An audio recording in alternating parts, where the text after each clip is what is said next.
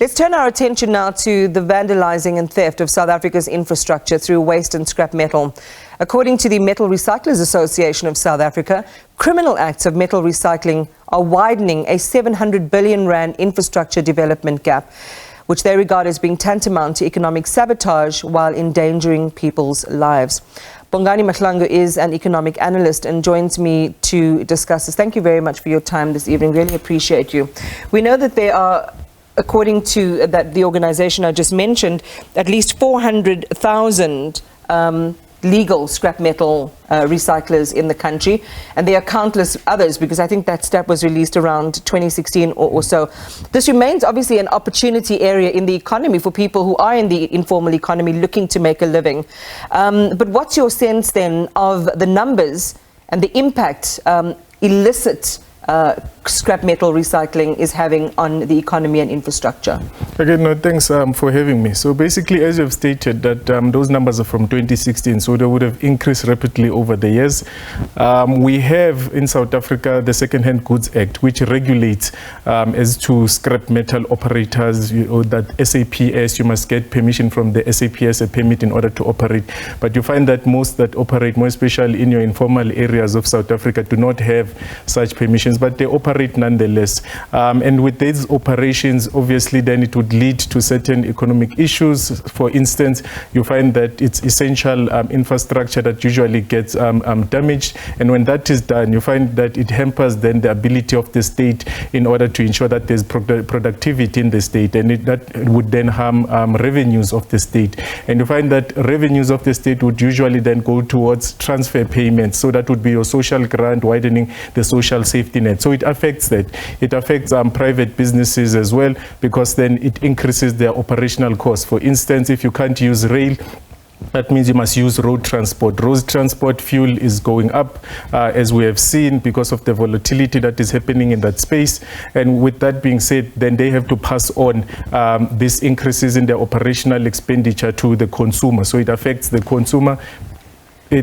There's also issues of gross capital formation, because in order to see if an economy is actually doing well is when there's gross capital formation. That is basically investment in infrastructure, replacement of obsolete infrastructure. And since 2008, the peak in South Africa, according to the World Bank, we have seen a steady decline or a relatively decrease in gross capital formation. So that means then infrastructure is not being replenished in this country. That means people are not bringing in money. Foreign direct inflows are not coming into the country. So certainly we see that there is a massive knock-on effect. In an ideal situation, the Second-Hand Goods and the Precious Metals Act should be the governing act over, this particular sector, and it should be policed, but it's not being done. What is an intervention that can be done urgently to turn this destruction around? There's also the Criminal Matters Act. So the Criminal Matters Act basically also speaks about infrastructure, essential infrastructure, the damage thereof, and the consequences that must follow. So basically, if you are charged, according to the Act, you can get a maximum jail sentence of 30 years, a maximum fine of 100 million rands. So basically, what I'm trying to say is that with also the acts that you have mentioned, we already have the legal framework in South Africa. But what we do not have is sound and proper enforcement, sound and proper regulation, right. And that is why these things are continuing unabated. There's a critical thing that I must raise with you, because it's very easy. We know that it's dysfunctional and it's criminal what's happening, especially those who aren't accredited, don't get the permissions. But it's the scrap metal operators themselves who are complicit. How easy is it to police? I mean, we had a story on the SABC just the other day where, a company was found to have been criminally taking on and paying for scrap metal recycling. How better can the police operate, in terms of conducting blitzes on scrap metal organizations? I imagine they'd find a lot there, or scrap metal companies. I imagine they'd find a lot there. So what's interesting is that each and every activity would normally take place within a municipality. We have about 257.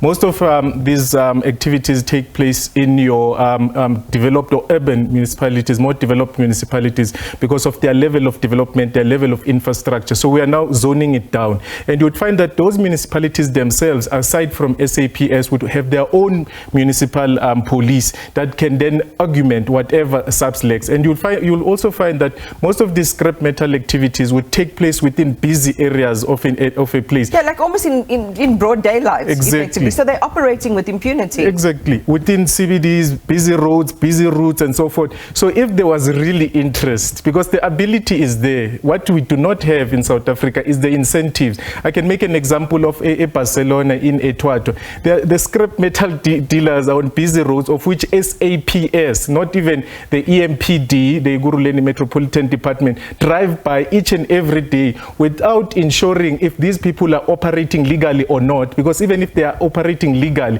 they might also be